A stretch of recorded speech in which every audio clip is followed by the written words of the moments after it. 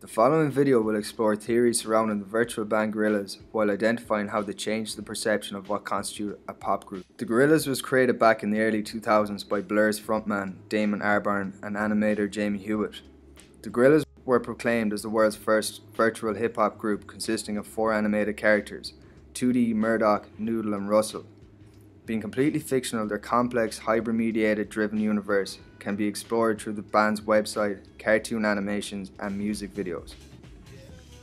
MTV even entertained the idea of the virtual band by publishing a Gorillaz episode of MTV Cribs, which allowed fans to explore the virtual home of the group. The very fact that the group is fictional means that the fans have very limited access to the musicians. The Gorillaz reconfigured the role of the moving image and changed the perception of what constitutes a pop group. The Gorillaz can be associated with the Dada movement, as they oppose the traditional aesthetics of manufactured pop. The creation of the virtual band can be seen as a parody experiment that turned into a phenomenon. During the late 1990s and early 2000s, Damon and Hewlett shared a flat in London and recalled becoming delusioned with the lack of connection that manufactured bands had with the creative side to their music. They found that music videos they were watching lacked substance. It was the same thing over and over again. Music videos lack creativity. Nearly all pop group music videos were the same, emphasizing the image of the group without any consideration for the video. This was a time when reality TV shows were filling channels, fabricated pop acts were riding high in the charts. Shows like Pop Idol, X Factor and Popstar were manufacturing pop groups that would be guaranteed a #1 hit every Christmas. This year's Christmas #1 was announced live on ITV's Pop Stars The Rivals programme. Pop culture was being completely manufactured at the time. Frontman Damon's antagonistic views towards the culture industry reflects Theodore Adorno's theory on culture industry, which proposes that popular culture is akin to a factory producing standardized goods. Film, radio, magazines are all used to manipulate mass society into passivity. Consumption of the easy pleasures of popular culture, made available by the mass communications media, renders people docile and content no matter how difficult their economic circumstances. Damon sees the manufacturing of pop culture as a danger to creativity, freedom, and to the more technically and intellectually difficult high arts.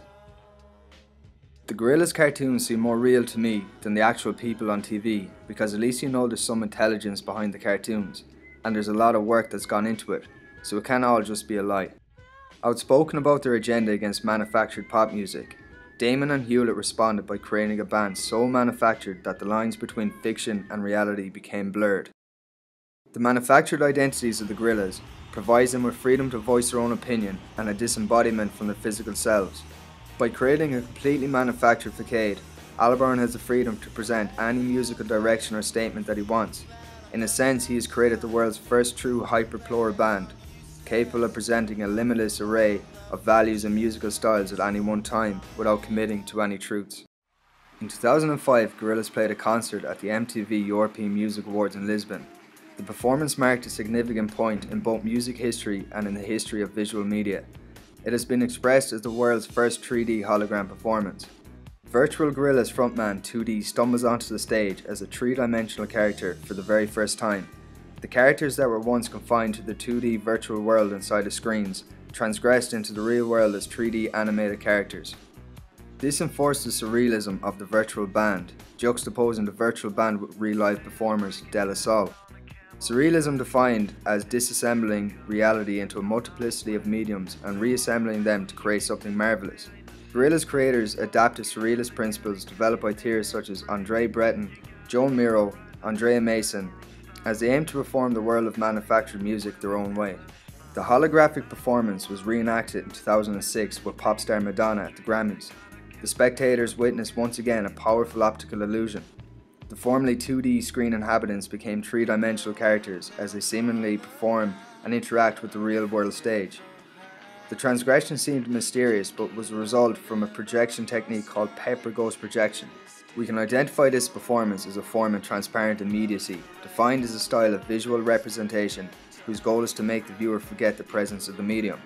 Features of the cartoon characters change. The flat bodies are molded into 3D. The band members are no longer restricted to flat images or screens, and the ontological characteristics of their cartoon identity change. The virtual musicians are able to move around freely and behave like normal rock stars on the stage. During the performance, frontman 2D becomes bored when De La Soul start rapping, and starts playing with his phone. Bass player Murdoch strikes poses, mimicking real-life rock stars. The virtual band seems to be alive, have their own will, and interact with fans. The difference of reality versus virtual reality underlines the ontologically different levels of the performance. We call upon Heidegger's theory of ontological difference, which is the distinction between being and beings. We identify the ontological differences in this performance by distinguishing the representations of the artists.